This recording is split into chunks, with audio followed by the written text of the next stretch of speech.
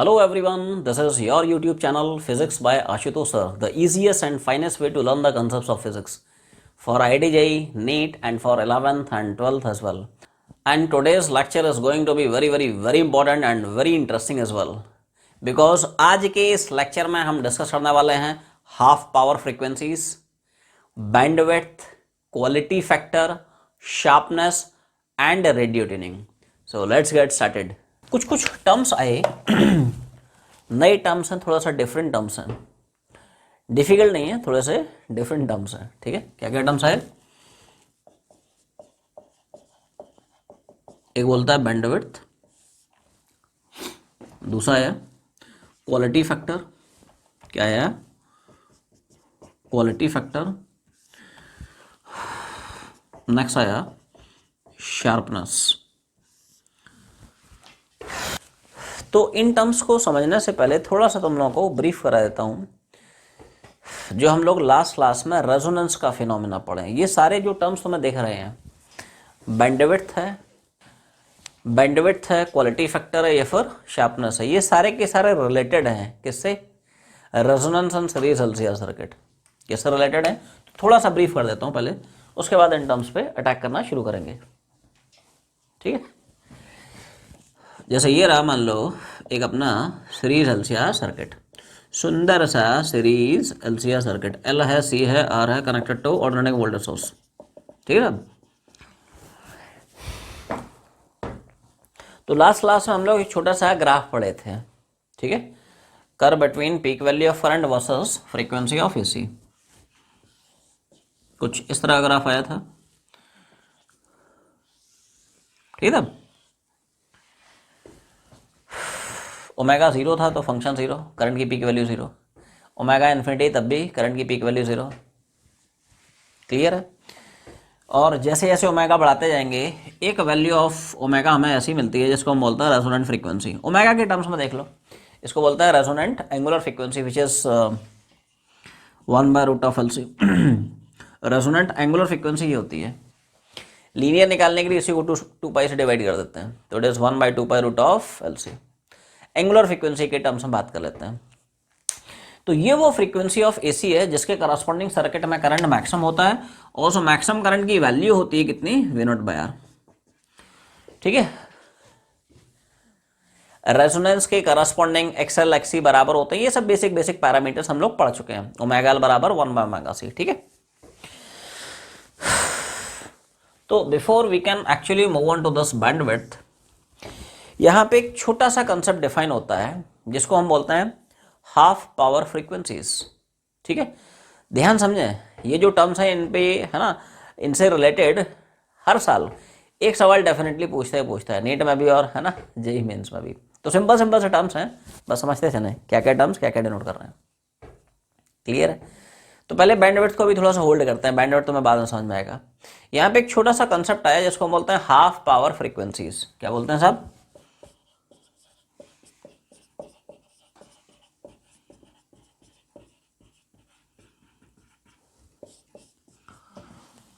तो ये क्या होता है? Half power frequencies. तो जैसा इनका नाम है वैसे इनका मतलब भी है. हाफ पावर फ्रीक्वेंसी मतलब हाफ पावर फ्रीक्वेंसी, वो frequency of source eight which power dissipated in the circuit is half of its maximum value. उन फ्रीक्वेंसीज को बोला गया हाफ पावर फ्रीक्वेंसीज. बताया ना, जैसा इनका नाम है वैसे इनका डेफिनेशन भी है. The frequencies for which power dissipated in the circuit, in the LCR circuit, it is half of maximum power dissipated in the LCR circuit. उन frequencies को हम बोलते हैं half power frequencies. क्या बोलते हैं? half power frequencies. समझे, थोड़ा समझे ध्यान से. वो frequencies ω1 और ω2 जिनके करस्पॉन्डिंग सर्किट में जो पावर डिसिपेटेड हो रहा है वो मैक्सिमम पावर का आधा हो जाए, वो फ्रीक्वेंसीज, थोड़ा डेफिनेशन पकड़ें अच्छे से, जिनके करस्पॉन्डिंग सर्किट में जो पावर डिसिपेट हो रहा है ना, वो सब मैक्सिमम पावर का आधा हो जाए. अच्छा, इनकी एक और डेफिनेशन आई. वो डेफिनेशन क्या है? ध्यान समझें एक डेफिनेशन. ठीक है, तो ये सारे टर्म्स में थोड़ी सी क्लैरिटी आएगी तुम्हें. ठीक है, इसको एक और तरह से हम इस तरह से डिफाइन करते हैं कि the frequencies of source for which current in the circuit becomes 1/√2 times its maximum value, these frequencies are also called as half power frequencies. Power के टर्म्स में सीधा सीधा है क्या कि वो फ्रीक्वेंसी जिनके करस्पॉन्डिंग पावर मैक्सिमम पावर की आधी हो जाए, लेकिन करंट के टर्म्स में हम लोग इस तरह से डिफाइन करते हैं, ध्यान से, बहुत ध्यान से। क्या बोला? ठीक सुना। वो फ्रीक्वेंसीज जिनके करस्पॉन्डिंग सर्किट में जो करंट है वो peak value of current, maximum value of current का 1/√2 टाइम्स हो जाए। तो ऐसे भी हम डिफाइन करते हैं फ्रीक्वेंसीज को एज हाफ पावर फ्रीक्वेंसी। एक और डेफिनेशन, वो फ्रीक्वेंसीज आप जिनके करस्पॉन्डिंग करंट की वैल्यू मैक्सिमम करंट का 1/√2 टाइम्स हो जाए। अब बोलोगे साहब ऐसा क्यों होता है ना? तो छोटा सा डेरिवेशन है, पहले इतना छापे। तो सवाल आया ऐसा क्यों होता है, करंट की वैल्यू मैक्सिमम करंट का 1/√2 टाइम्स क्यों हो जाता है? तो देख, बेसिक डेफिनेशन क्या है, वो फ्रीक्वेंसी जिसके करस्पॉन्डिंग पावर कितना हो जाए, मैक्सिमम पावर का 1/√2 टाइम्स।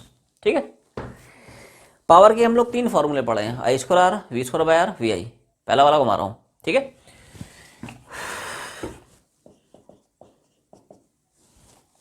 1/2 टाइम्स, 1/2 पावर कितनी होती है? हाफ। करंट होती है 1/√2 टाइम्स, पावर कितनी होती है? हाफ। तभी तो उनका नाम है हाफ पावर फ्रीक्वेंसीज। वो फ्रीक्वेंसी जिनके करस्पॉन्डिंग पावर कितना हो जाए, मैक्सिमम पावर का आधा, करंट 1/√2 टाइम्स, वो प्रूव कर सकते हैं, है ना। तो पावर हो गया I² and it should be equal to half of maximum power.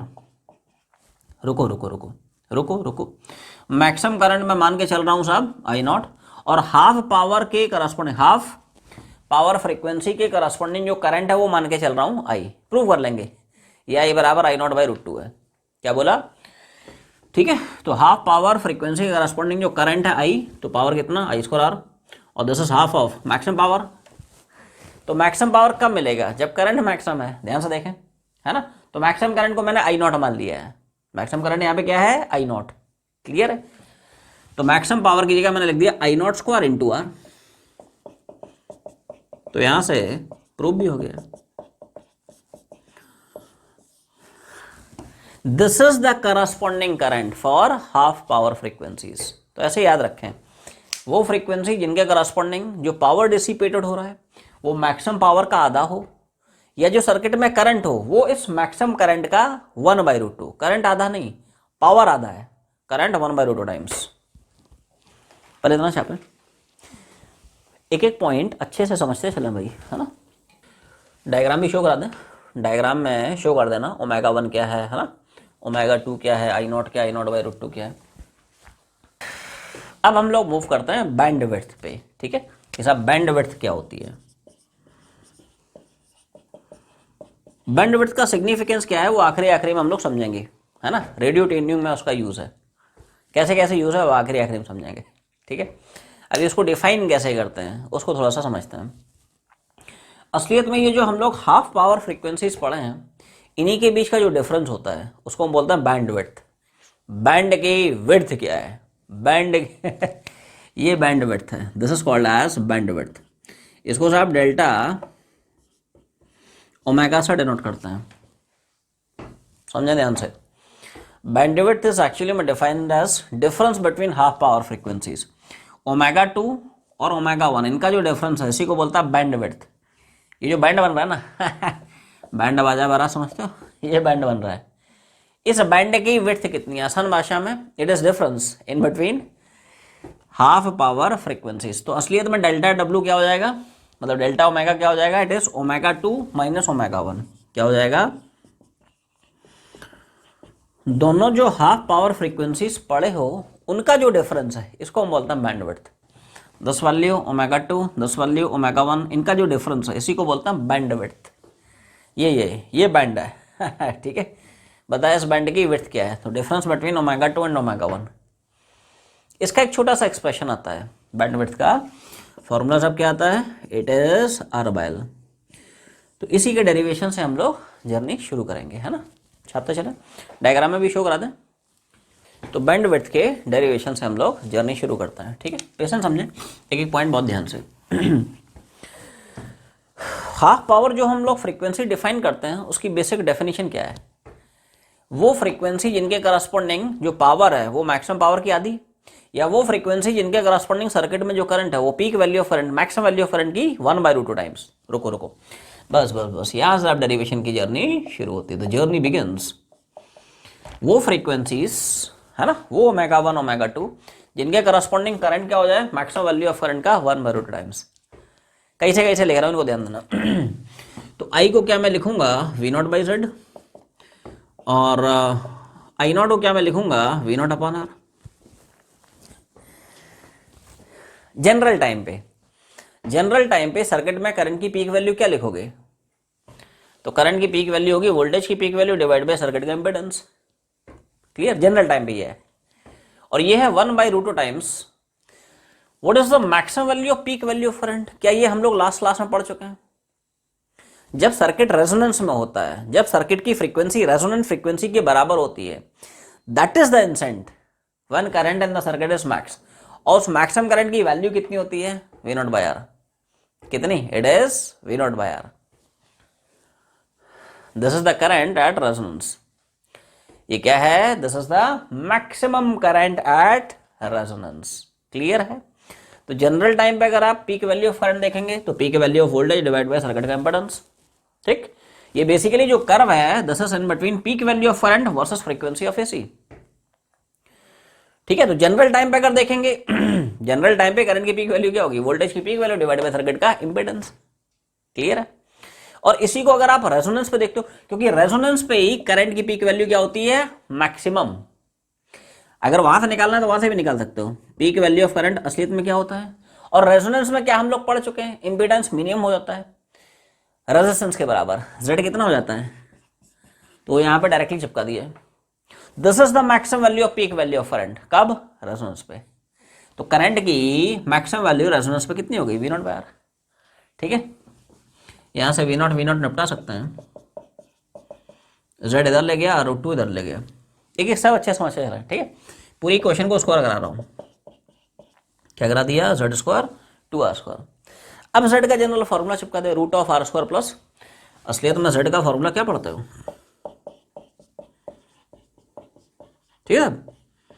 अब Z² है तो स्क्वायर चिपका दे, रूट हटा दे।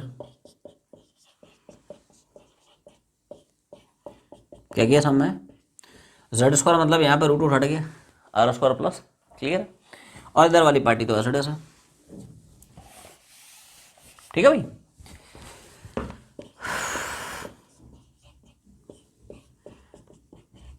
(2R² - R² मतलब R² हो जाएगा।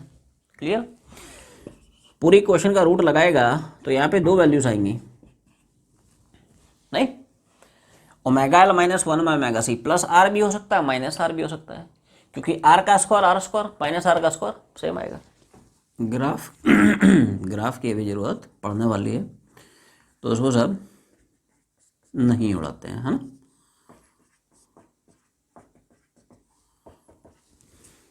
ठीक है भाई, ग्राफ जो है अभी सही सलामत रखे रहते हैं, इसकी जरूरत अपने को पढ़ने वाली है।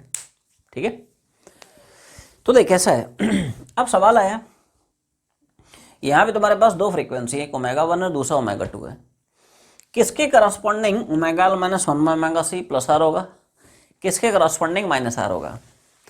मतलब ω1 के करस्पॉन्डिंग प्लस वाली वैल्यू लेंगे या ω2 के करस्पॉन्डिंग माइनस वाली या प्लस वाली, है ना। तो देखो थोड़ा सा ध्यान देना, सोच के देखें। जब फ्रीक्वेंसी ω0 होती है, जब फ्रीक्वेंसी रेजोनेंट फ्रीक्वेंसी के बराबर होती है, क्या हम लोग पिछले क्लास में पढ़ चुके हैं, XL XC बराबर हो जाते हैं, ω_L 1/ωc बराबर हो जाते हैं, याद आ रहा है। ω_L ω_c बराबर हो जाता है और Z की वैल्यू R के बराबर हो जाती है। सर्किट प्योरली रेजिस्टिव सर्किट बन जाता है। ये लेकिन होता है कब, रेजोनेंट फ्रीक्वेंसी करस्पॉन्डिंग, जब फ्रीक्वेंसी ω0 है। अब थोड़ा सा फील करें, आपने फ्रीक्वेंसी को रेजोनेंट फ्रीक्वेंसी थोड़ा सा गिराया, थोड़ा सा घटा दिया, अब ओमेगा घटाएगा तो ध्यान से सोच, क्या XC बढ़ जाएगा XL घट जाएगा। ध्यान से बहुत ध्यान से, है ना। जैसे मान लो आपने ओमेगा की वैल्यू, है ना, ω0 से घटा दी, तो जब ω ω0 था तो ω_L और 1/ωc ये बैलेंस कर रहे थे। जैसे ही आप ओमेगा घटाया तो ध्यान से सोच, क्या एक्सी बढ़ जाएगा, लेकिन क्या एक्सएल घट जाएगा। Means the point I am trying to make here is 1/ω exceeds omega L, isn't it? ये सुनो, ओमेगा आपने कम कर दिया ना, तो ये वैल्यू बढ़ गई, ओमेगा घट गया तो ये घट गया, तो एक्सी एक्सएल को एक्सीड कर जाएगा, सर्किट का नेचर कैपेसिटेटिव हो जाएगा। खैर उससे मतलब नहीं है, मतलब ध्यान से मतलब ध्यान से, अब बहुत ध्यान से। तो ओमेगा 1 के करस्पॉन्डिंग अगर आप इक्वेशन लिखने की कोशिश करेंगे तो क्या मैं बोलूँगा, माइनस साइन आएगा। बहुत अच्छे समझने के पॉइंट। क्या ये इक्वेशन मैंने कैसे लिखी समझ में आई तुम लोगों को? आवाज़ नहीं आई। ओमेगा 1 के करस्पॉन्डिंग यहाँ पे मैंने माइनस वैल्यू क्यों चूज की, फिर से समझे ध्यान से, क्योंकि ओमेगा जैसे ही आपने रेजोनेंट फ्रीक्वेंसी से घटाया, ओमेगा घटाया, एक्सी बढ़ गया, एक्सएल घट गया, मतलब पक्की बात है एक्सी की वैल्यू एक्सएल से बड़ी है। 1/ω_c ओमेगा एल से बड़ा है। अब ध्यान से 1/ω_c ज़्यादा है, ओमेगा एल कम है। अरे भाई, तो लोअर माइनस हायर, तभी तो नेगेटिव लिया है फॉर ओमेगा 1। ये ओमेगा कौन सा है? ये ओमेगा 1 है। ओमेगा 1 के करस्पॉन्डिंग हमें पता है एक्सी एक्सएल से बड़ा है, तो ये बड़ा है, ये छोटा है, तो छोटा माइनस बड़ा, तभी तो मैंने नेगेटिव लिया है फॉर ओमेगा 1। ओमेगा 2 के करस्पॉन्डिंग पलट जाएगी, पहले इतना छापा। अब एक दूसरी बात मैं करता हूं, सब लोग थोड़ा ध्यान देना। अगर मान लो ओमेगा की वैल्यू ओमेगा नॉट से बड़ी है, ठीक है, ध्यान सुनना, अगर ओमेगा तुमने रेजोनेंट फ्रीक्वेंसीज थोड़ा सा बढ़ा दिया, तो ओमेगा बढ़ाने से क्या हुआ, एक्सएल एक्सी से एक्सीड कर जाएगा। देख, जब ओमेगा ओमेगा नॉट था तो एक्सएल और एक्सी बराबर थे। अब आपने ओमेगा थोड़ा सा बढ़ा दिया, क्योंकि omega 2 is definitely greater than this omega naught. Omega अगर बढ़ाएगा तो ध्यान से सोच, ये वैल्यू बढ़ेगी लेकिन ये घटेगी, तो क्या ओमेगा एक्सीड्स 1/ω_c। मतलब अब अगर आप वही इक्वेशन पे आए, ओमेगा 2l ओमेगा 2 के लिए डिस्कस कर रहे हैं, ओमेगा 2l माइनस 1/ω_c, तो ध्यान से सोच के देखें, क्या ये आपको प्लस आर देखेगा? ये सुनो, क्योंकि अब ओमेगा 2 के करस्पॉन्डिंग ओमेगा एल 1/ω_c को एक्सीड कर चुका है।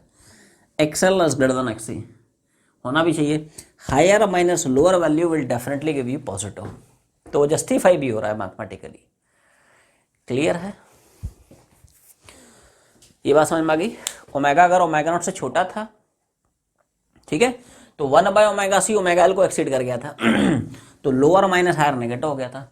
ओमेगा जैसी ओमेगा नॉट से बड़ा हुआ फॉर ओमेगा 2, तो ओमेगा अगर बढ़ाएगा तो ओमेगा एल 1/ω_c को एक्सीड कर गया, तो हायर माइनस लोअर पॉजिटिव हो गया। अब दो इक्वेशन है, दो अननोन्स है, यहाँ से ओमेगा 1 ओमेगा 2 इनका डिफरेंस कितना वो निकल आएगा।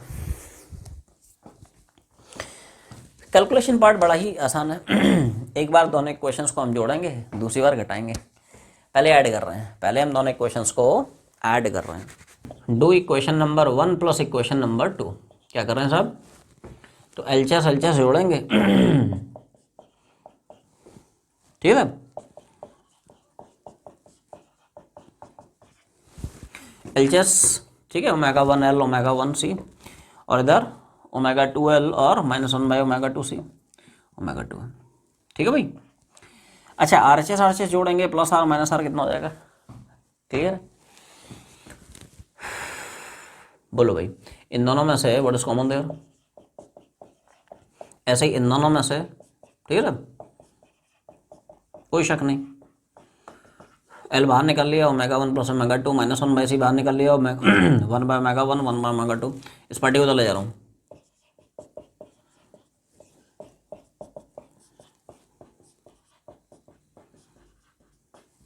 ठीक है।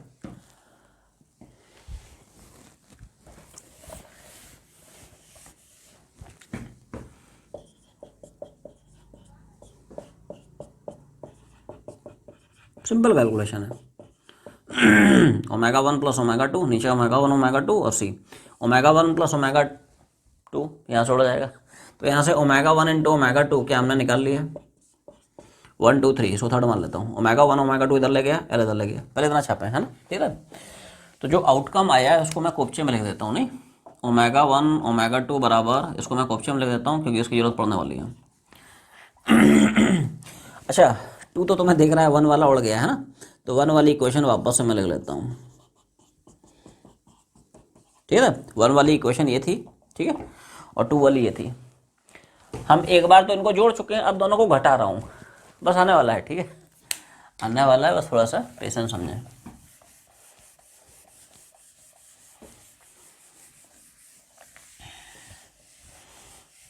क्या करना साहब, दोनों जो इक्वेशंस हैं उनको मैं सब्ट्रैक्ट करा रहा हूँ, इक्वेशन 2 माइनस इक्वेशन 1।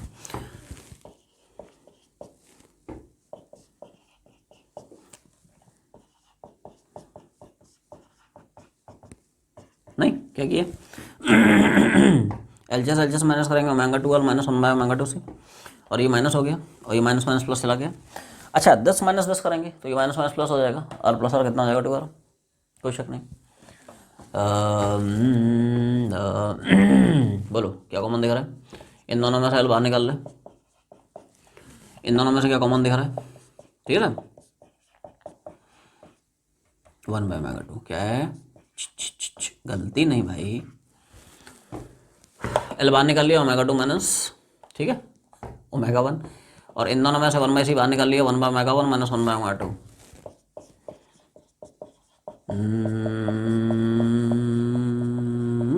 बस समझो आई गया, समझो आई गया, रास्ते में बस देखने लगा है, ठीक है, चल दिया, बस पहुंचने वाला है।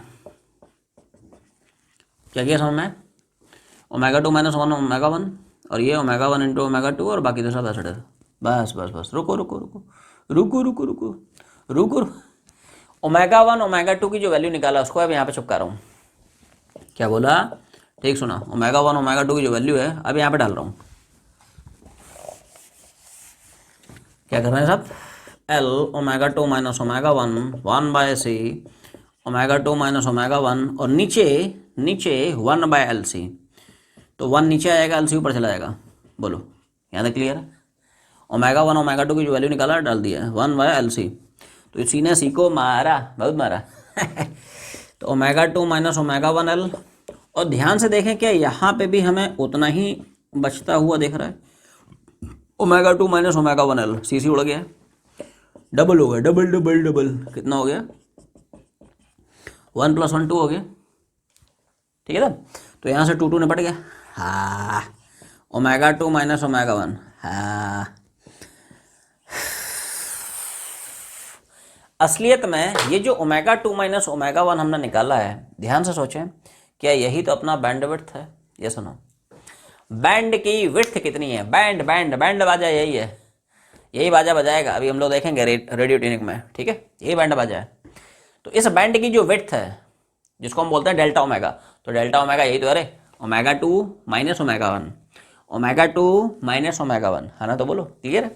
तो ये असलियत में जो तुमने निकाला है, ये जो निकाला है यही बैंड विड्थ है, तो बैंड विड्थ डेल्टा ओमेगा वही है, ओमेगा 2 माइनस ओमेगा 1, ठीक है, which is equal to R by L, which is R by, तो ये छोटा सा डेरिवेशन है बैंड विड्थ का, आर बाय एल। तो सब अगला जो टर्म डिफाइन हुआ ये सारे के सारे जो टर्म्स है ना, ये एसोसिएटेड हैं with series LCR circuit at resonance, ये सारे के सारे जो टर्म्स हैं रेजोनेंस से ही रिलेटेड हैं, ठीक है। तो अब चर्चा थोड़ी सी कर लेते हैं, ठीक है, क्वालिटी फैक्टर। तो क्वालिटी फैक्टर के कई सारे डेफिनेशंस आए, इनमें सबसे बेसिक जो सबसे पहला एलिमेंट्री फंडामेंटल जो डेफिनेशन है, it is defined as ratio of resonant frequency and bandwidth.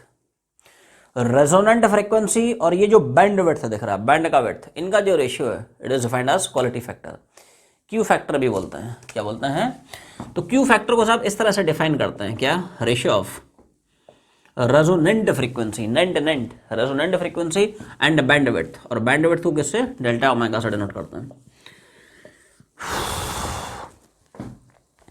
और भी कई सारे फॉर्मूले हैं, ये सबसे पहला बेसिक एलिमेंट्री फार्मूला है, वैल्यू डाल रहा हूँ क्या क्या क्या हम लोग बैंडविड्थ का अभी भी थोड़ी देर पहले फार्मूला निकाल चुके हैं, क्या, और बाल स्टैंडर्ड फार्मूला, इन पर बेस फ्रीक्वेंटली क्वेश्चंस पूछे आ चुके हैं, मेंस में भी और है ना नीट में भी। ध्यान सुन, ओमेगा नॉट छोड़ दे, एसिड छोड़ दे, क्या हम लोग बैंडविड्थ अभी भी थोड़ी देर पहले प्रूव कर चुके हैं कितना होता है, आर बाय एल, ठीक है, चिपका दे, तो सब क्यू हो जाएगा omega naught upon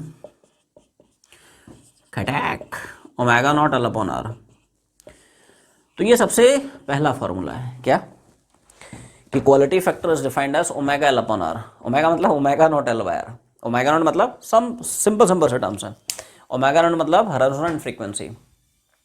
in fact resonant angular frequency है 1/√LC, लीनियर नहीं है, लीनियर होता है 1/2 ये ओमेगा नॉट साहब यहाँ पे क्या है, तो ओमेगा नॉट है रेजोनेंट फ्रीक्वेंसी, नेंट क्या रेजोनेंट, लेकिन एंगुलर फ्रीक्वेंसी, लीनियर नहीं, एंगुलर फ्रीक्वेंसी है। एल मतलब इंडक्टेंस, आर मतलब रेजिस्टेंस है। क्वालिटी फैक्टर को हम ऑल्टरनेटिवली कुछ इस तरह से भी डिफाइन कर सकते हैं क्या, कि quality factor is also defined as ratio of RMS voltage across inductor to the RMS voltage of the source at resonance.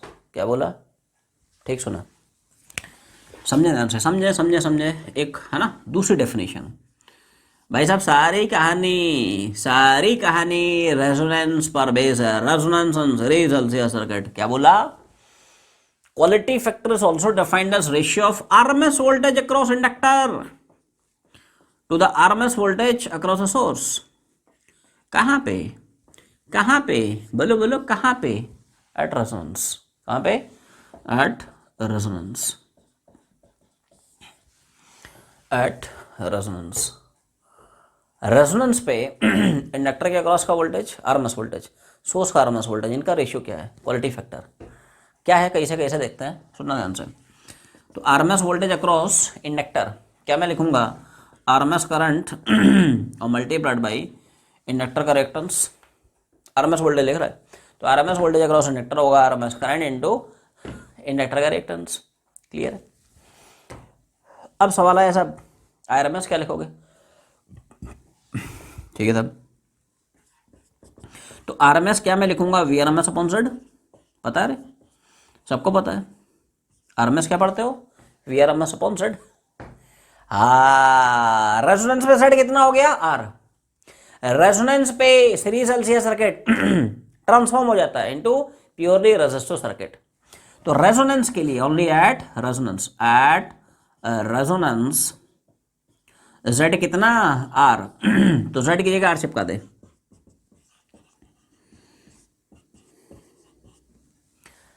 तो ये हो गया इंडक्टर का वोल्टेज और सोर्स का वोल्टेज RMS है, दोनों का रेशियो ले ले। क्यू फैक्टर क्या है, RMS voltage across inductor to the RMS voltage of the source.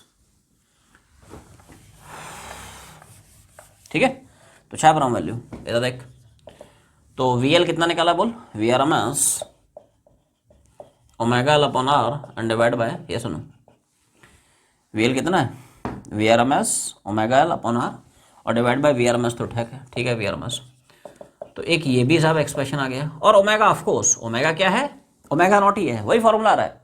अरे भाई यहाँ से तो वही आ रहा है, omega naught L by R. ये ओमेगा मतलब रेजोनेंट फ्रीक्वेंसी है, क्योंकि सारा खेल हम कब डिफाइन कर रहे हैं, रेजोनेंस पे। तो ओमेगा मतलब रेजोनेंट फ्रीक्वेंसी, नेंट, तो वही ओमेगा रे। तो उसको इस तरह से भी डिफाइन कर सकते हो। इसको डिफाइन करने का एक और रास्ता आया, दो मेथड सीख लिए, एक तीसरा मेथड भी आया। Q factor is also defined as ratio of क्या, RMS voltage across the capacitor to the RMS voltage across the source at resonance. क्या बोला, बिल्कुल ठीक सुना। It is also defined as, Q factor is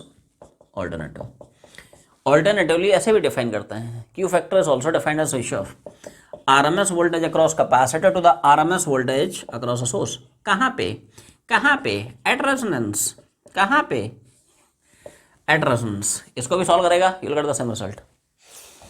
how come, देखो, कम, इधर देख। तो RMS वोल्टेज अक्रॉस कैपेसिटर क्या मैं लिखूंगा, RMS करंट और मल्टीप्लाइड बाय कैपेसिटर का रिएक्टेंस, खटाक 1/ωc। ये सुनो, इसका RMS वोल्टेज क्या होगा, RMS करंट इनटू कैपेसिटर का रिएक्टेंस 1/ωc। अब पूछोगे साहब RMS कैसे निकाला, तो VRMS अपॉन Z। और ये साहब कब डिफाइन होता है, रेजोनेंस पे। क्या हम लोग पढ़ चुके हैं, रेजोनेंस पे Z बराबर R चिपका दे। इसी में Z बराबर R चिपकाएंगे। अच्छा, अब एक और बात अब मैं दूसरी बात करूंगा। क्या हम लोग पढ़ चुके हैं रेजोनेंस पे XL XC बराबर होते हैं, तो 1/ωc की जगह क्या मैं ओमेगा भी डाल सकता हूँ। रेजोनेंस पे दोनों बराबर हो जाते हैं ना रे। रेजोनेंस पे एट रेजोनेंस, अगर तुम लोग रिकॉल कर पा रहे हो, क्या एक्सएल एक्सी बराबर हो जाता है? बोले तो ओमेगा एल बराबर 1/ओमेगा सी।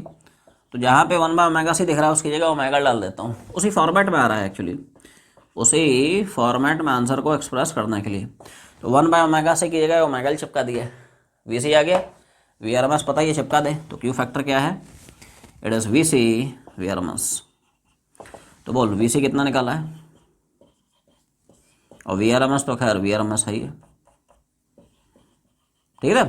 तो ध्यान से देख, क्या वही रिजल्ट आ रहा है, ओमेगा एल अपॉन आर। हाँ अरे ओमेगा मतलब रेजोनेंट फ्रीक्वेंसी है वो, ओमेगा यार ओमेगा लिख लो, ओमेगा नॉट एल लिख लो, उससे कोई दिक्कत नहीं। ओमेगा नॉट मतलब यहाँ पे है 1/√LC, रेजोनेंट फ्रीक्वेंसी, नेंट नेंट नेंट है। तो इन तीन तरह से हम क्यू फैक्टर को डिफाइन करते हैं, मॉड्यूल में पढ़ते चलें। क्वालिटी फैक्टर में लिखा दिया है। इसी क्वालिटी फैक्टर को हम कभी कभी वोल्टेज गेन या वोल्टेज मैग्नीफिकेशन भी बोलते हैं। जैसे कई बार तुम लोग अगर सवाल बनाओगे तो उसमें कई बार पूछ लेता है find out voltage gain, find out voltage magnification, it is same as Q factor, है ना। तो ध्यान रखें, कभी कभी हम इस, है ना, कभी कभी क्यू फैक्टर को साहब वोल्टेज गेन या वोल्टेज मैग्नीफिकेशन भी बोलते हैं, याद रखें।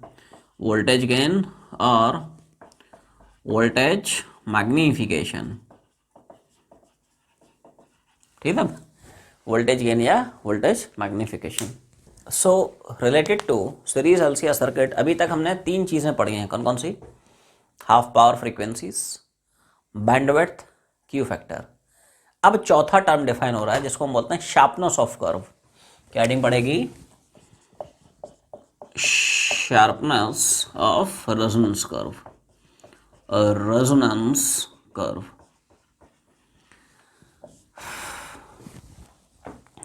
शार्पनेस को थ्योरेटिकली हम लोग आगे डिफाइन करेंगे, पहले थोड़ा सा फील ले लेते हैं, ठीक है। शार्पनेस क्या होता है, उसकी ज़रूरत कहाँ पड़ती है, ठीक है। देखो फिर से ये सारी चीज़ें रिलेटेड हैं किससे? Series LCR circuit at resonance. किससे रिलेटेड है साहब?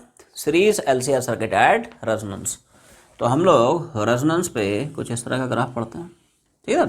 ये अपना रेजोनेंट फ्रीक्वेंसी है जिसको हम बोलते हैं ओमेगा नॉट। बाकी बैंडविड्थ भी है, ठीक है, हाफ पावर फ्रीक्वेंसीज भी हैं। अच्छा ये क्या है? तो ये सब करंट की मैक्सिमम वैल्यू है, कितनी होती है? V0/R। करंट की जो मैक्स वैल्यू होती है होती है V0/R। अब आप ध्यान से सोचें अगर आप रेजिस्टेंस की वैल्यू कम कराते जाएं तो क्या ग्राफ की जो शार्पनेस है वो बढ़ते जाएगी? ग्राफ और ज्यादा शार्प होता जाएगा, उतना बढ़िया उसको पीक मिलता जाएगा। उल्टा सोच, अगर आप सर्किट का रेजिस्टेंस बढ़ाते जाएं तो क्या ग्राफ और ज्यादा फ्लैट होते जाएगा, शार्पनेस उसकी घटते जाएगी? फील कर पा रहे हो मैं क्या बोल रहा हूं एवरीवन? इधर देख, सोच के देख, आर जैसे जैसे घटाएगा, आर की वैल्यू कम कराएगा, करंट की जो मैक्सिमम वैल्यू है बढ़ते जाएगी ठीक है। जैसे मान लें शार्पनेस देखें, ठीक है शार्पनेस शार्पनेस थोड़ा सा फील लें। जैसे मान लें आपने रेजिस्टेंस थोड़ा सा घटा दिया तो करंट की पीक वैल्यू बढ़ जाएगी, तो क्या मेरा ग्राफ कुछ ऐसा आएगा?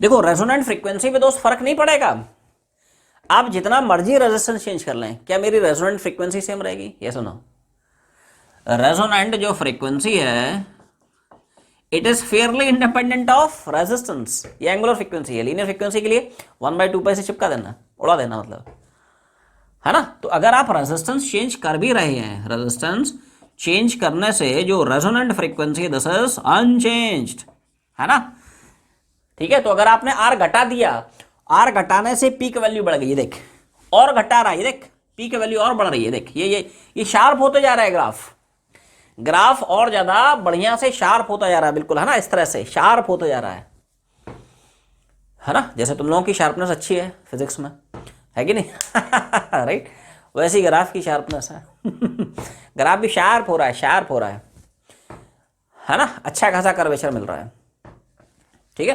ये देखो शार्प हो रहा है, और कम करा दे, है ना, रेजिस्टेंस और घटा दे, ये देख पीक वैल्यू और बढ़ते जाएगी, ग्राफ और ज्यादा शार्प होते जाएगा इस तरह से। अच्छा उल्टा कर, मान ले रेजिस्टेंस बढ़ा, अगर आपने रेजिस्टेंस बढ़ाया तो क्या करंट की जो पीक वैल्यू और गिरेगी, मतलब कर्व और ज्यादा फ्लैट होते जाएगा एवरीवन, है ना, ध्यान से सुनना। ये देख ये देख देख ये देख, है ना, आर आपने बढ़ाया तो आर बढ़ाने से पीक वैल्यू घट गई कुचुक, तो फ्लैट हो रहा है, ये देखिए ये फ्लैट हो रहा है, फ्लैट हो रहा है, it's a flat curve, this not sharp curve, this is sharp curve. ठीक है, इसको हम थ्योरेटिकली कैसे डिफाइन कर सकते हैं, पहले इतना छापे, है ना। सब लोग एक छोटा सा पॉइंट लिखें, शार्पनेस को हम थ्योरेटिकली कैसे डिफाइन कर सकते हैं। Write down, if on changing the frequency of AC a large amount of fall is observed in the value of current, then the curve is said to be sharp resonance curve. तो theoretically किस तरह से हम sharpness को define करते हैं, थोड़ा सा अगर यहाँ पे थ्योरेटिकल डेफिनेशन आप पकड़ें तो जैसे ये हमारा कर्व है in between peak value of current and frequency, ठीक है ना। तो कर्व आप तब बोलेंगे कि साहब ज़्यादा शार्प है, कब, जब आपने फ्रीक्वेंसी में थोड़ा बहुत भी चेंज किया, जैसे ये है रेजोनेंट फ्रीक्वेंसी जहाँ पे करंट एकदम तोड़ू है, तोड़ू एंड फोड़ू, ठीक है, मैक्स वैल्यू कितनी V0/R, तो आपने थोड़ा भी अगर, है ना, फ्रीक्वेंसी को चेंज किया, जैसे फ्रीक्वेंसी रेजोनेंट फ्रीक्वेंसी से थोड़ा सा कम की, थोड़ा सा भी बढ़ा दी, थोड़ी सी कम करी या थोड़ी सी बढ़ा दी, अगर जितना ज्यादा ड्रॉप, जैसे मान लो आपने साहब ओमेगा नॉट से थोड़ा सा कम कर दिया, ओमेगा नॉट से थोड़ा सा बढ़ा दिया, आपने थोड़ी सी फ्रीक्वेंसी कम की, लेकिन ध्यान से देखें क्या करंट में एक जबरदस्त फॉल आया, एक शानदार फॉल आया, अच्छा खासा ड्रास्टिकली डिक्रीज हो गया करंट। थोड़ा सा आपने बढ़ा दिया, फ्रीक्वेंसी थोड़ा ही बढ़ाया, लेकिन करंट में अच्छा खासा ड्रॉप मिला, मतलब आपका बहुत बढ़िया शार्प रेजोनेंस है, बेहतरीन शार्प रेजोनेंस है, ठीक है। और यहां पे ध्यान से देखें, अगर आपका कर्व जितना फ्लैट है तो करंट में फॉल होगा, लेकिन बहुत छोटा सा होगा, ठीक है, ध्यान से ध्यान से ध्यान से। अगर आपने साहब फ्रीक्वेंसी घटाई, ये देखो फ्रीक्वेंसी घटाई कि नहीं, फ्रीक्वेंसी घटाई तो करंट में बहुत थोड़ा सा चेंज मिला, फॉल किया लेकिन स्लाइट फॉल हुआ, इसका मतलब वो फ्लैट कर्व है, इट इज नॉट, है ना, मोर sharp curve, this is more sharply curved, this is sharp resonance, this is, है ना, फ्लैट रेजोनेंस, ऐसा है, ये कंडीशन है। ऐसे ही आपने थोड़ी सी फ्रीक्वेंसी ओमेगा नॉट से बढ़ा दी तो करंट नो डाउट फॉल करेगा, लेकिन बहुत कम फॉल आया, इसका मतलब वो फ्लैट कर्व है, फ्लैट रेजोनेंस है, ये शार्प रेजोनेंस कर्व है, this is sharp resonance curve. तो मैथमेटिकली इस तरह से डिफाइन करते हैं, अगर आपने ओमेगा बढ़ाया और ओमेगा बढ़ाया, या तो ओमेगा घटाएं या फिर ओमेगा बढ़ाएं, तो ओमेगा की वैल्यू को चेंज करने से अगर जितना ज्यादा ड्रास्टिक फॉल आता है, जितना, इधर छाप देता हूं, अगर साहब ओमेगा को घटाने से या ओमेगा को बढ़ाने से जितना लार्ज फॉल इन करंट हमें ऑब्जर्व होगा, इसका मतलब समझ जा, पक्की बात है क्या, curve is more sharp resonance curve, more sharp resonance curve.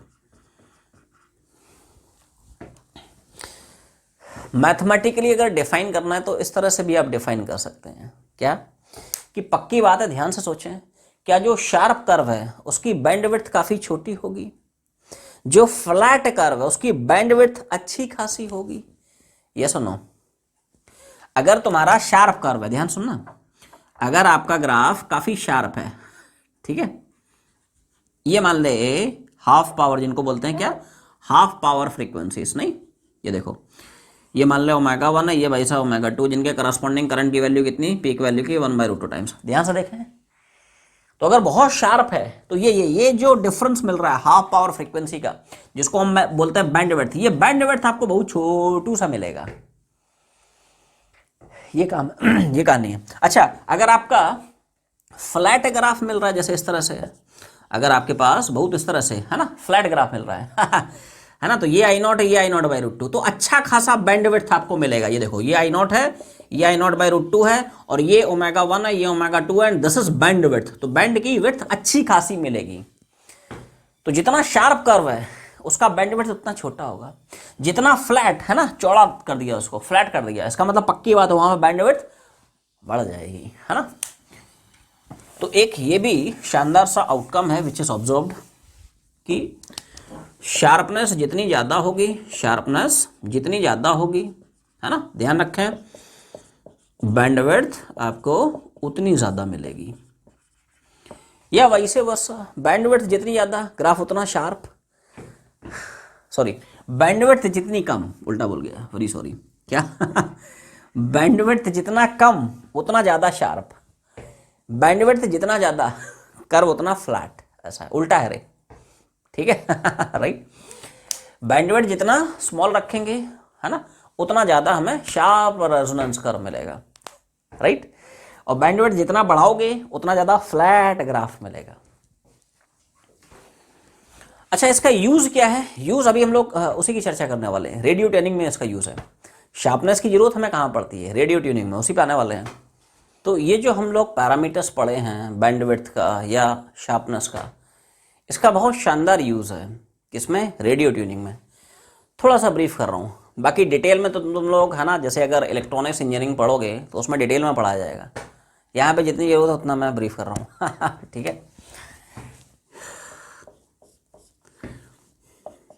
Radio tuning, हाँ, रेडियो ट्यूनिंग, रेडियो ट्यूनिंग जैसे पुराने ज़माने में, हमारे ज़माने में हम लोग रेडियो सुनते थे, ठीक है राइट। विविध भारती उस टाइम आता था एक्चुअली, ठीक है। आजकल तो बहुत सारे एफएम चैनल आ गए हैं, ठीक है। तो पुराने ज़माने में क्या होता था? रेडियो होता था, उसमें एक नॉब रहता था और उसमें एक एंटेना लगा रहता था, ठीक है। एंटेना ही बेसिकली इलेक्ट्रोमैग्नेटिक वेव्स को कैच करता है, ठीक है। तो रेडियो का जब हम नॉब घुमाते हैं, नहीं, रेडियो का नॉब घुमा रहा है, गड़ गड़ गड़, मतलब, है ना, हमारे ज़माने में उसी टाइप का आता था, तो उसी तरह से घुमाते थे उसको। तो अगर आप रेडियो का नॉब घुमाते तो असली में आप क्या कर रहे होते हैं? असलियत में रेडियो के अंदर एक सीरीज एलसीआर सर्किट होता है और नॉब के घुमाने से उस एलसीआर सर्किट का हम कैपेसिटेंस चेंज कर रहे होते हैं। उसके अंदर एक ऐसा सिस्टम लगा रहता है, उसके डिटेल में नहीं जा रहे हैं, वो तो मैं इलेक्ट्रॉनिक्स इंजीनियरिंग में डिटेल में पढ़ा जाएगा अगर तुम वो ऑप्ट करते हो आईआईटीज में, ठीक है राइट। तो उसमें सिस्टम इस तरह से बना होता है कि अगर हम नॉब घुमाते हैं तो उसका कैपेसिटेंस चेंज होता है। आजकल वैसे कुछ ऐसे भी रेडियोस आने लगे हैं जिसमें नॉब घुमाने से इंडक्टेंस चेंज होता है, कुछ भी चेंज हो उससे फर्क नहीं पड़ता है। तो नॉब के घुमाने से आप कैपेसिटेंस वहां पे चेंज कर रहे होते हो, और अगर आप कैपेसिटेंस चेंज कर रहे हैं तो असलियत में आप क्या चेंज कर रहे होते हैं? रेडियो में एलसीआर सर्किट है, ठीक है, वही वाला आपका एलसीआर सीरीज सर्किट है, ठीक है। और अगर आप कैपेसिटेंस चेंज कर रहे हैं, इसका मतलब फ्रीक्वेंसी आप चेंज कर रहे हैं। सर्किट में जो ऑल्टरनेटिंग करंट है ना, उसकी आप फ्रीक्वेंसी अल्टर कर रहे हैं 1/2 पर रूट ऑफ एलसी। हाँ, आप जो है रेजोनेंस फ्रीक्वेंसी चेंज कर रहे हैं। अच्छा, अब होता क्या है? एंटेना वगैरह उसमें लगा रहता है ना, रेडियो है, ये मान ले बढ़िया सुंदर सा उसमें नॉब ऑब लगा हुआ है और यहाँ कहीं बढ़िया सा बड़ा सा एंटेना लगा है, ठीक है। तब अच्छा, स्पेस में, स्काई में, आसमान में बहुत सारे इलेक्ट्रोमैग्नेटिक वेव्स एग्जिस्ट करते हैं, coming from different radio stations, है ना। बहुत सारे रेडियो स्टेशन से आने वाली बहुत सारी इलेक्ट्रोमैग्नेटिक वेव्स एग्जिस्ट करती हैं, नहीं। जैसे मान ले कोई रेडियो स्टेशन 98.3 से आ रही है, नहीं, क्या है, 98.3 एफएम रेडियो मिर्ची सुनते हो कि नहीं राइट। कोई दूसरा है, मतलब बाजू वाला है, मान ले 95 एफएम, क्या है, 95 एफएम, तड़का है, तड़का राइट।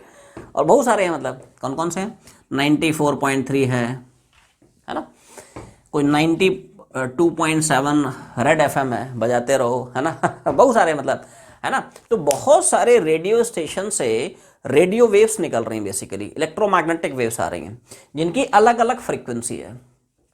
और ये हमारा रेडियो का जो एंटेना है, ये इन सारी वेव्स को कैच कर रहा है, इस एंटीना में इन सारे के सारे वेव्स के करस्पॉन्डिंग जो पोटेंशियल डिफरेंस है वो इंड्यूस हो रहे हैं, सबके करस्पॉन्डिंग करंट आ रही है, बट तुम वो वॉइस अच्छे से सुनोगे, कौन सी वॉइस, जिसकी फ्रीक्वेंसी तुम्हारे रेडियो का जो एलसीआर सर्किट है उसकी फ्रीक्वेंसी से मैच कर जाए according to the phenomena of resonance.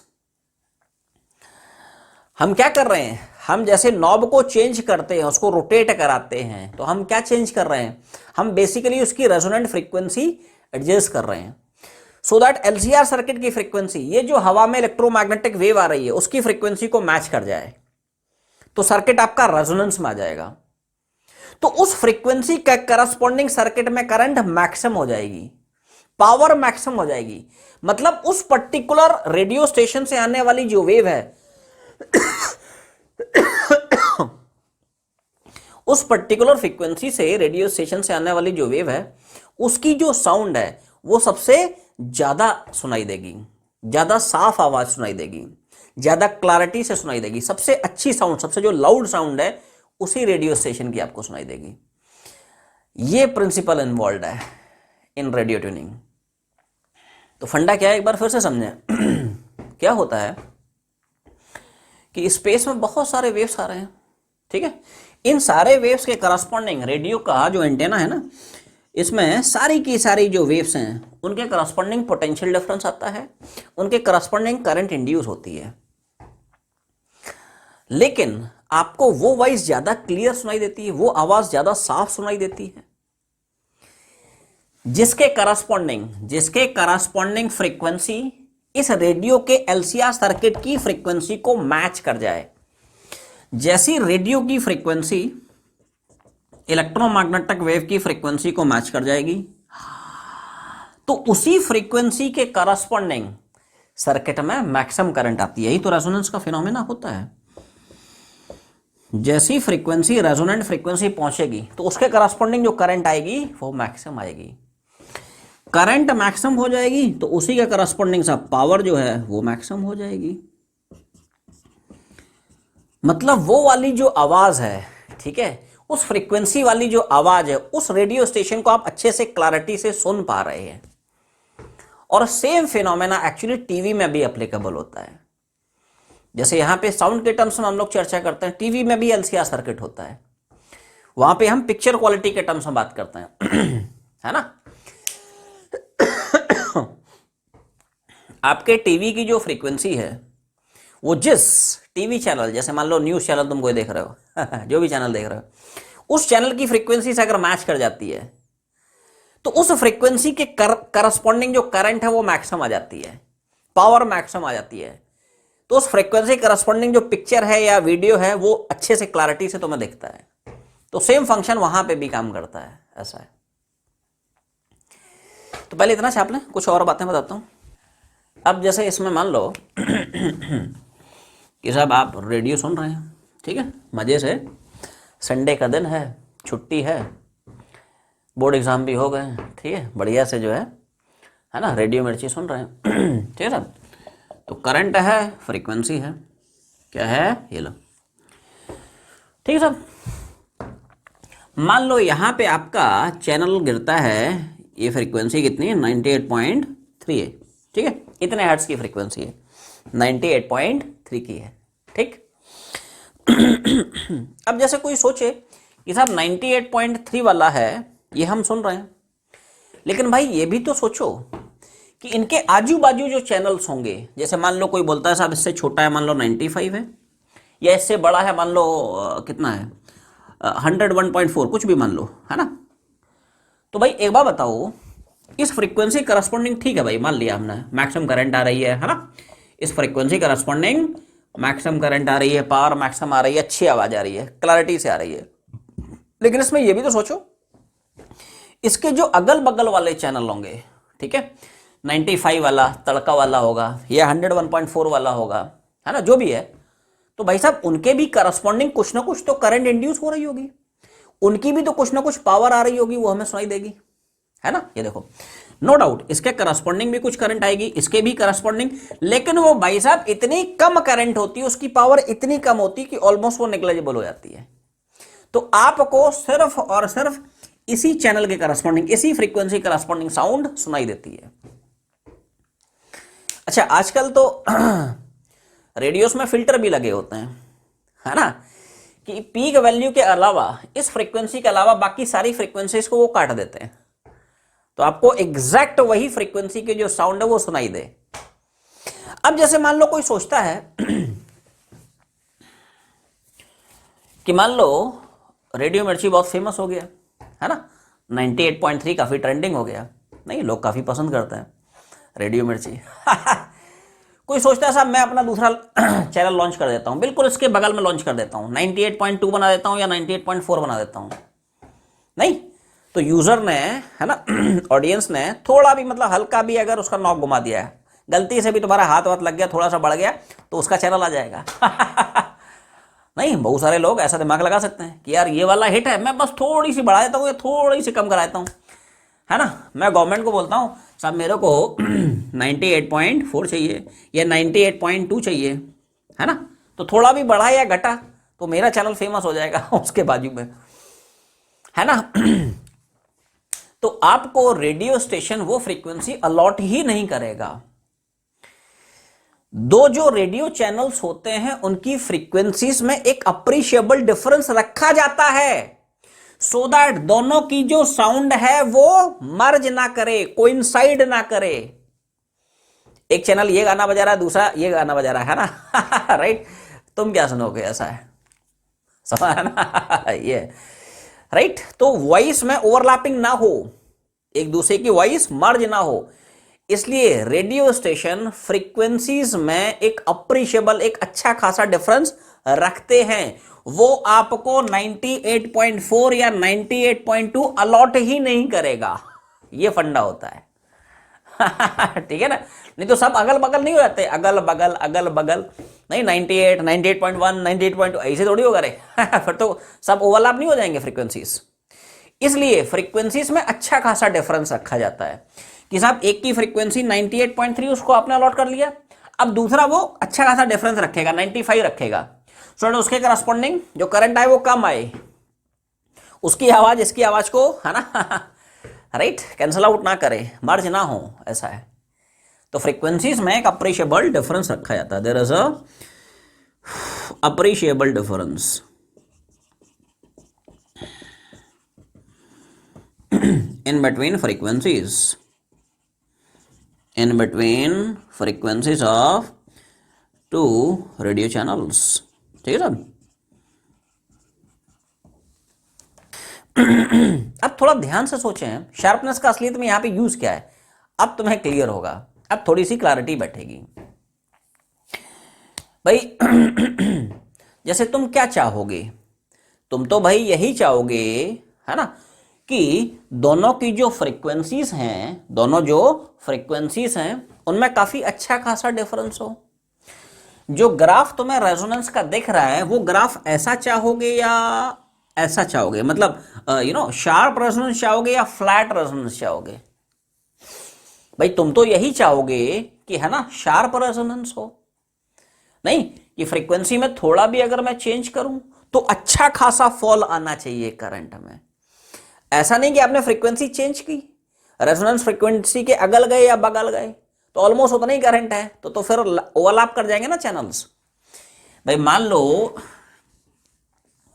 आपके पास ऐसा है, ध्यान से सुनना, ये देखिए ये शार्प कर्व है, तो आपने ओमेगा, आपने चैनल चेंज किया 98.3, यहां से आपने चेंज किया, ठीक है, तो थोड़ा भी आपने चेंज किया तो करंट काफी गिर गई। तो अगर आप दूसरे के चैनल पे आ गए 94 या मान ले 95 पे पहुंच गया, तो उसके करस्पॉन्डिंग करंट बहुत नेग्लिजिबल मिलेगी, तब भी कोई दिक्कत नहीं आएगी।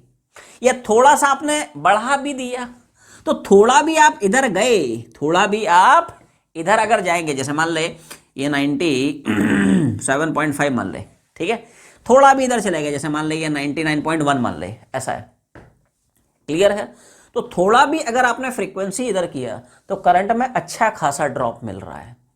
तो उसके करस्पॉन्डिंग जो साउंड आएगी उसकी करंट इतनी मिनिमम होगी, उसकी पावर इतनी कम होगी कि वो सुनाई नहीं देगी।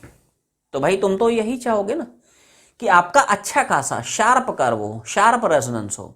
भाई हम ऐसा थोड़ी कर्व चाहेंगे, है ना, हम जो है ऐसा चाहोगे क्या कि आपने थोड़ा सा चेंज किया तो करंट अच्छा खासा है, जैसे मान लो आप 98.3 मतलब यहाँ कहीं है, थोड़ा सा आपने चेंज कर दिया लेट्स से 97.5, तो इसके करस्पॉन्डिंग भी अच्छी खासी देखो करंट आ रही है। या थोड़ा सा बढ़ा दिया जैसे 99.1, ये देखो अच्छी खासी करंट, अच्छी खासी पावर है।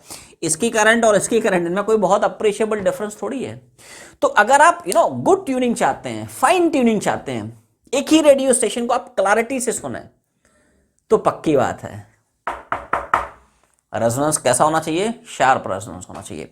बैंडविड्थ क्या होना चाहिए, कम से कम होना चाहिए, ये सुनो। तो ये यहां पे यूज है शार्पनेस का या बैंडविड्थ का, ठीक है, सुनना ध्यान से। क्या यूज आया, ध्यान सुनना। यूज ये है, इधर देख, फॉर फाइन ट्यूनिंग या गुड ट्यूनिंग, अच्छी ट्यूनिंग के लिए, अच्छी ट्यूनिंग के लिए रेजोनेंस अच्छा खासा शार्प होना चाहिए। There should be sharp resonance curve, sharp resonance curve. मतलब आपने थोड़ी बहुत फ्रीक्वेंसी चेंज की, घटाई या बढ़ाई, तो करंट में अच्छा खासा ड्रॉप मिलना चाहिए, तभी तो करंट नेग्लिजिबल होगी बाकी चैनल्स के करस्पॉन्डिंग। तो गलती से थोड़ा सा आगे बढ़ गया या पीछे बढ़ गया तो भी कोई दिक्कत नहीं, आपको वही चैनल सुनाई देगा। ये फंडा है। और क्या हम लोग पढ़ चुके हैं, शार्प रेजोनेंस के लिए जो बैंडविड्थ होता है वो काफी छोटा होता है। शार्प रेजोनेंस में देखो फ्लैट रेजोनेंस है, ध्यान से देखें, हाँ, अच्छा खासा बैंडविड्थ मिल रहा है। लेकिन अगर वही शार्प है ना, तो बैंडविड्थ बहुत कम होता है। ठीक है, शार्प रेजोनेंस कर्व होना चाहिए। इसका मतलब जो बैंडविड्थ होनी चाहिए, bandwidth it should be as small as possible. जितना छोटा होगा उतनी अच्छी ट्यूनिंग होगी, उतनी फाइन ट्यूनिंग होगी, गुड ट्यूनिंग होगी, ऐसा है। क्लियर है? अच्छा, यहां पे बैंडविड्थ का हम लोग एक्सप्रेशन क्या पढ़े हैं, जल्दी से बताओ। What is the expression of bandwidth? It is आरबेल। ठीक है, बैंडविड्थ हम लोग क्या पढ़े हैं, आरबेल।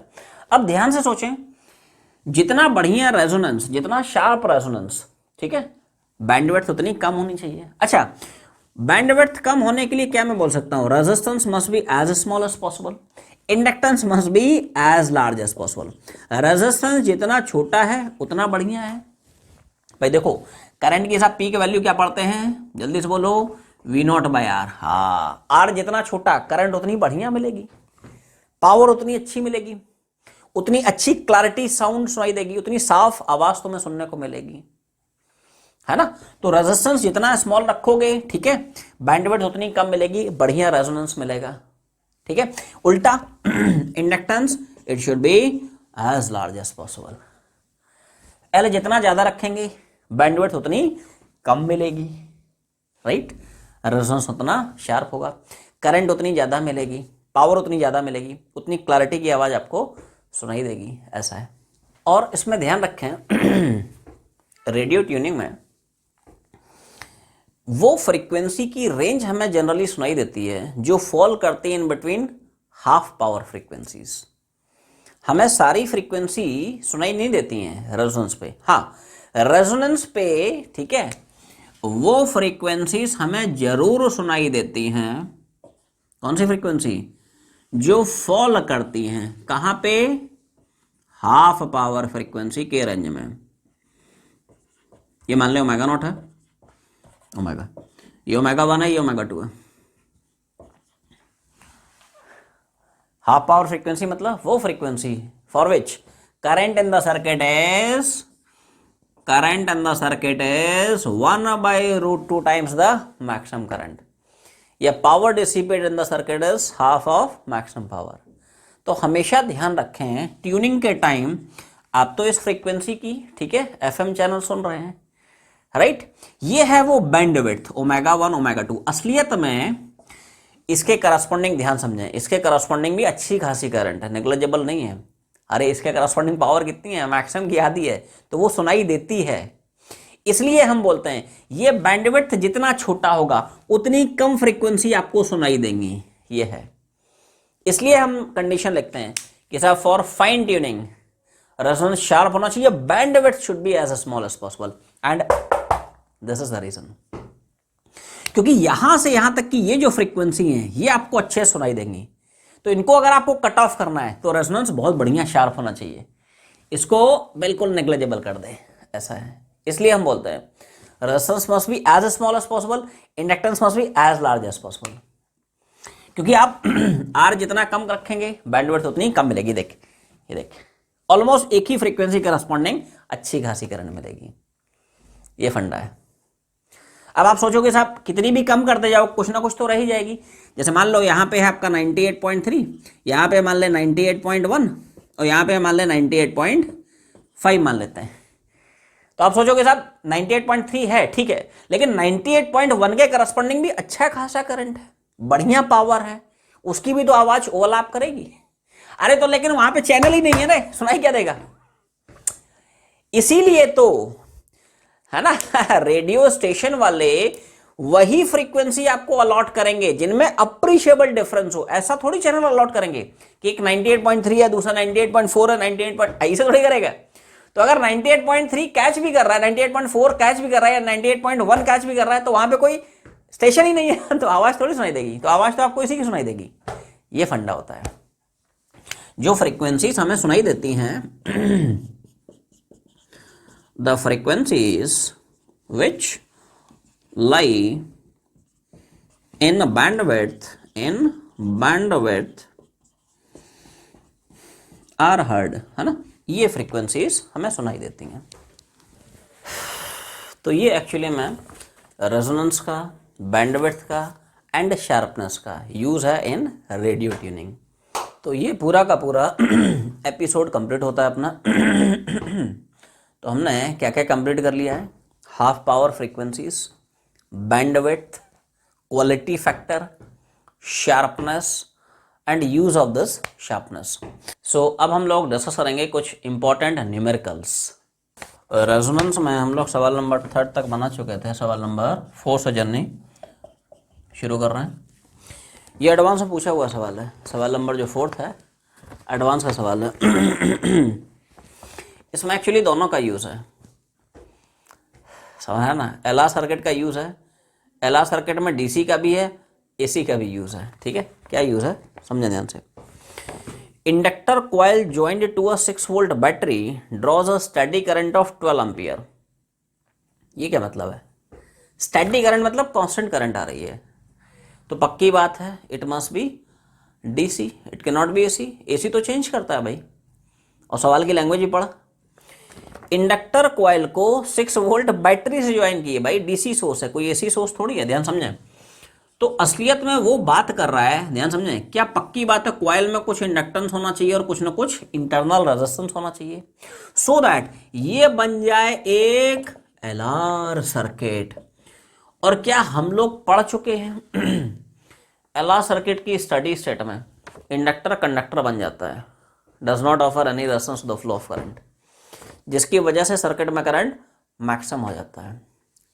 समझे ध्यान से। दिया हुआ है कि it drawers a steady current of this, मतलब सर्किट को वो डील कर रहा है कब, स्टेडी स्टेट में। स्टेडी स्टेट में इंडक्टर साहब कंडक्टर बन गया, क्या बन गया, कंडक्टर, कोई रेजिस्टेंस ऑफर नहीं किया उसने, ये ले कंडक्टर बन गया, और सर्किट आपका इस फॉर्म में रिड्यूस हो गया। और इस स्टेडी स्टेट में करंट कितना वो अपने को दे रखा है, तो करंट साहब कितना होगा निकाल सकते हो, आई बराबर E by R. EMF E है, सर्किट का एक ही रेजिस्टेंस बचा है। इस डेटा से हम सर्किट का रेजिस्टेंस निकाल लेंगे कि जो इंडक्टर कॉइल है उसका रेजिस्टेंस कितना है। देखो तो इसमें साहब करंट की वैल्यू अपने को दे रखा है कितना, बैटरी का ईएमएफ हो गया कितना, आर आ गया। ये पहला केस है। अब इसके दूसरे केस पे आते हैं। दूसरा केस क्या है, तो साहब इसमें सेकंड केस आया कि this coil is now connected with a capacitor and AC source of इतना इतना वोल्टेज, है ना। देखो देखो देखो, अब उसने इस कॉइल को, कॉइल मतलब ध्यान से, उसमें इंडक्टर भी है, रजिस्टर भी है, इसको उसने कैपेसिटर से कनेक्ट किया और इस कॉम्बिनेशन को साहब AC source of RMS voltage इतना से ज्वाइन किया। कितना आरएमएस वोल्टेज? तो साहब आरएमएस वोल्टेज है कितना। अब सर्किट ये हो गया है। अब एक छोटा सा डेटा दिया हुआ है, if current in the circuit is in phase with the EMF, EMF मतलब विद द वोल्टेज, तो क्या वो बात करने की कोशिश कर रहा है resonance and series LCR circuit? क्योंकि रेजोनेंस पे ही current and voltage they are in phase, in the same phase, phase difference zero, phase factor zero. Clear है? मतलब सर्किट रेजोनेंस में चला गया है। कहाँ? और रेजोनेंस में क्या हम लोग पढ़ चुके हैं, इंपीडेंस सिर्फ और सिर्फ रेजिस्टेंस के बराबर हो जाता है, एक्सएल एक्सी बराबर हो जाता है, जेड आर हो जाता है। तो अब इस सर्किट में पूछ रहा है क्या, बता करंट कितनी है। करंट मतलब अंडरस्टूड आरएमएस करंट। तो साहब आरएमएस करंट कितना लिखोगे, RMS voltage divide by circuit का जेड। तो आरएमएस वोल्टेज कितना 6 और जेड कितना आर। हाँ, क्या आर हम लोग पहले निकाल चुके हैं, चिपका दे। आर की वैल्यू निकाल चुका है, तो 6/0.2 that will give you 0.5 not 0.2। ये आसान सवाल था जो एडवांस में पूछा था।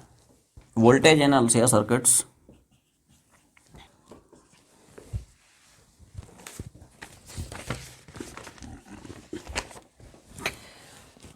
जी साहब। तो सवाल नंबर 1 में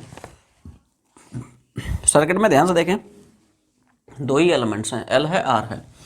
वैसे जनरल फार्मूला होता है वी आर एम स्क्वायर बराबर V R square V L minus V C का होल स्क्वायर, ठीक है साहब। और सिंस यहाँ पे सिर्फ एल है और आर है, वी सी नहीं है, तो उसको निपटा दें, तो फार्मूला आपका रेड्यूस हो जाता है in this form,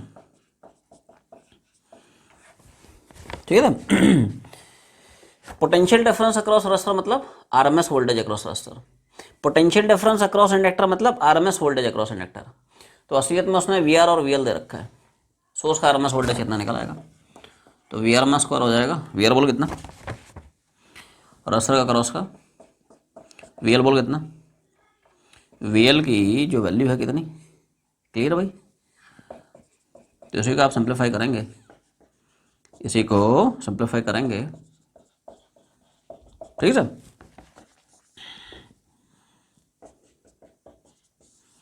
more than 1 में भी करेक्ट।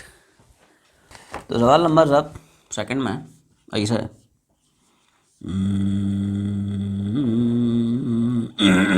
कुछ इस तरह का अपने को एक डायग्राम दिया है, ठीक है भाई। इंडक्टर के अक्रॉस का आरएमएस वोल्टेज गिवन है, रजिस्टर के अक्रॉस का आरएमएस वोल्टेज गिवन है, सोर्स का आरएमएस वोल्टेज गिवन है। पूछ रहा बता इस कैपेसिटर के अक्रॉस का आरएमएस वोल्टेज कितना है। तो जनरल फार्मूला घुमाए, है ना। तो इस केस में विल यूज जनरल फार्मूला, ये सब वी आर एम स्क्वायर हो जाएगा we L minus V C का होल स्क्वायर। तो वी आर एम स्क्वायर मतलब 50 का स्क्वायर, वी आर स्क्वायर मतलब 30 का स्क्वायर, और सब वी एल हो गया। अब इसी तो खैर पूछ ही रहा है, टर्म्स को थोड़ा सा अल्टी पल्टी मारा है, ठीक है।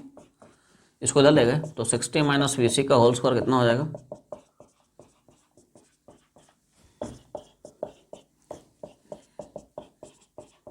इसका अगर आप रूट लेंगे 60 माइनस वी सी, तो ये प्लस माइनस 40 आ जाएगा। 40 का भी स्क्वायर सेम, माइनस 40 का स्क्वायर भी सेम 1600। तो अगर तो आप 60 माइनस वी सी को प्लस 40 लेते हैं तो वी सी कितना आएगा, उल्टा। अगर 60 माइनस वी सी को आप माइनस 40 लेते हैं तो वी सी कितना हो जाएगा, ठीक है। इसलिए यहाँ पे दो ऑप्शंस करेक्ट हो जाएंगे। आखिरी जो सवाल है ये एडवांस में पूछा हुआ सवाल है, ये शानदार सवाल है, सवाल नंबर 3 अच्छे से पढ़ें और ये बेहतरीन सवाल है। आखिरी ऑप्शन,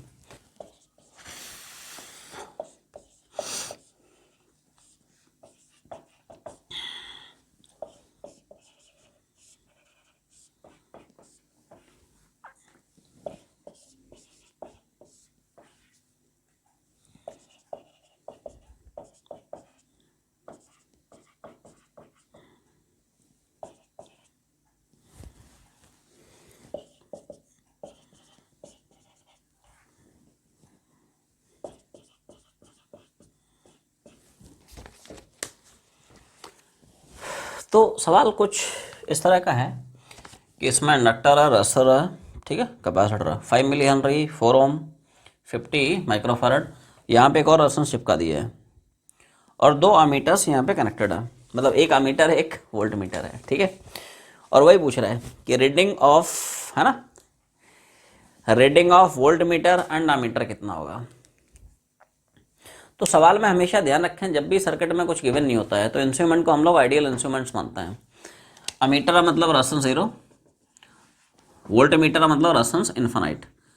तो मतलब क्या पक्की बात हो गई, जो भी सोर्स करंट भेजेगा क्या चुपचाप गोलू गोलू यहाँ पे जाएगी, कोई भी करंट इस ब्रांच में जाने की हिम्मत नहीं करेगा, क्योंकि रेजिस्टेंस इन्फिनाइट है। आई बराबर वी बाई आर, वी है लेकिन आर इन्फिनिटी होने की वजह से खटाक 0 हो गया। तो पूरी की पूरी करंट चुपचाप इधर इस तरह से भागेगी। तो अगर आपको अमीटर की रीडिंग निकालना है, मतलब you have to find out. अब देखो ये क्या है ये एसी इंस्ट्रूमेंट्स हैं, है ना। एसी मेजरिंग इंस्ट्रूमेंट्स क्या रीड करते हैं, आरएमएस वैल्यूज।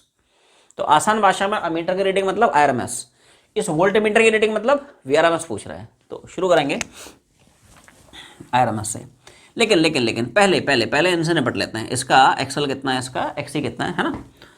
तो शुरू करते हैं एक्सल से। एक्सल कितना होगा सब, ओमेगा एल। तो वी बराबर V naught cos omega T. तो वी नॉट कितना हो गया 20, और टी का कॉफिशिएंट ओमेगा, एंगुलर फ्रीक्वेंसी कितनी हो गई 2000, ठीक है, इतनी रेडियन पर सेकंड। क्लियर है। तो वी एल कितना हो जाएगा, ओमेगा मतलब 2000, ठीक है। और एल कितना हो गया 5 × 10⁻³ हेनरी में कन्वर्ट करना पड़ेगा ना। ये हज़ार निपट गया कितना, बड़ा सुंदर आ गया। इतना मतलब ओम रहता है, ओम, ठीक है। अब आ जाते हैं एक्सी पे, कितना 1/-c। तो ओमेगा सब कितना हो गया, और सी कितना दिख रहा है 50 माइक्रो में फैराड में चिपका दे। तो ये भाई साहब कितना हो जाएगा बोलो। तो ये 2 × 50 100 हो गया, तो ये 10⁻5 हो गया × 10⁻⁻6, है ना। तो 10⁻1 बचा, मतलब 10 आ गया। ये भी कितना आ गया, ठीक है साहब। एक्सेल और एक्सी बैलेंस कर चुके हैं, क्लियर है। अब सोच के देखें, अगर एक्सेल और एक्सी बैलेंस कर गए, पक्की बात है क्या सर्किट रेजोनेंस में चला गया। ये सुनो, एक्सेल एक्सी बैलेंस कर गए ना, circuit will be in resonance, है ना। अब थोड़ा सा ध्यान देना, ये आर हो गया, ये एक्सेल हो गया, ये एक्सी हो गया, जो कि आपस में निपट गए। मतलब पक्की बात है सर्किट का इम्पीडेंस कितना हो जाएगा, आर के बराबर। भाई यही तो पढ़ता रहे, जेड बराबर √ऑफ जो भी है एक्सेल माइनस एक्सी का होल स्क्वायर। तो ये पार्टी बैलेंस कर गई, दोनों कितने हैं 10 ईच। तो ये बैलेंस कर गया, मतलब जेड कितना आ गया आर। तो क्या मैं डायरेक्टली बोल सकता हूँ अमीटर का जो रीडिंग है, मतलब जो आरएमएस है ना, इट इज वीआरएमएस और डिवाइड बाय सर्किट का इम्पीडेंस। इम्पीडेंस कितना, सिर्फ रेजिस्टेंस। बस यहाँ पे ध्यान रखना है। बच्चे यहाँ पे पता है क्या गलती करते हैं, जो अपने को नहीं करनी है, कि साहब रेजिस्टेंस उन्होंने 4 चिपका दिया। अरे भाई इधर भी तो देखो, पूरे सर्किट का इफेक्टो 4 + 6 10 ओम। यहाँ पे गलती होती है, जो अपने को नहीं करनी है। ये सुनो, जो आर रखेंगे वो सिर्फ आर, इसका थोड़ी रखेगा। अरे भाई करंट तो सब में जा रहा है ना, इस तरह रेजिस्टेंस से भी जा रहा है, इससे भी जा रहा है। तो 6 + 4 मतलब वो 10 ओम होगा। ये बस फंडा है। तो आरएमएस हो जाएगा। अच्छा वीआरएमएस अपने को गिवन नहीं है, तो V0/√2 चिपका दे, क्योंकि V0 पता है कितना 20। तो वीआरएमएस हो गया V0/√2 और जेड की जगह आर। तो V0 में यहाँ पे छाप रहा हूँ 20√2, और आर की वैल्यू मुझे छापनी पड़ेगी कितनी, 6 + 4 मतलब 10 ओम। ये बस थोड़ा ध्यान रखें।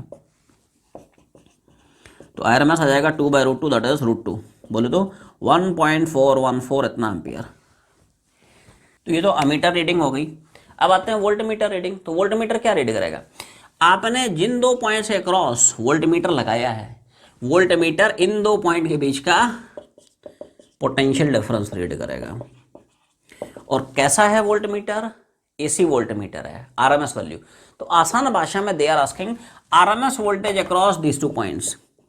तो बड़ा आसान है, वी बराबर आई आर, मतलब वी आरएमएस बराबर आरएमएस मल्टीप्लाइड बाई इस सर्किट का जेड। बहुत ध्यान से समझें, इन दोनों का पीडी तो करंट इनटू इन दोनों का जेड। अब पूरे सर्किट का जेड नहीं लेगा, जैसे पिछले वाले पार्ट में करंट तो पूरे सर्किट में जा रही है। अरे वोल्टेज थोड़ी पूरी सर्किट में पूछ रहा है, वोल्टेज तो इन 2 पॉइंट का, तो इसके अक्रॉस का जेड चाहिए। अच्छा ध्यान से सोचें, जेड तो भाई साहब आर के ही बराबर है, क्योंकि एक्सएल और एक्सी तो आपस में पढ़ चुके हैं, एक्सएल एक्सी उड़ गए। तो जेड कितना रखेगा, आर, और ध्यान रखें आर, सोचिए बता 4 रखेगा 10 रखेगा, इस बार जो आर की वैल्यू है सिर्फ हम 4 रखेंगे, ये दूसरा डिफरेंस है। क्योंकि यहां पे तो करंट तो पूरे सर्किट से आ रहा था, तो पूरे सर्किट का आर फैक्टर रखा 6 + 4, यहां पे पूरा नहीं रखेगा। इन दो पॉइंट का पोटेंशियल डिफरेंस, तो इन दो पॉइंट का जेड, तो इन दो पॉइंट का आर विच इज ओनली 4, ये बस थोड़ा ध्यान रखें। तो यहां पे पोटेंशियल डिफरेंस बोलो कितना आ जाएगा, आरएमएस के हम लोग निकाल चुके हैं √2 और मल्टीप्लाइड बाई जेड कितना हो गया, क्लियर है। तो ये हो जाएगा कितना, अप्रोक्सीमेटली 5.6 वोल्ट्स। सो आज की जर्नी हम लोग यहीं पे वाइंड अप करते हैं, तब तक पढ़ाई करते रहें। All the very best.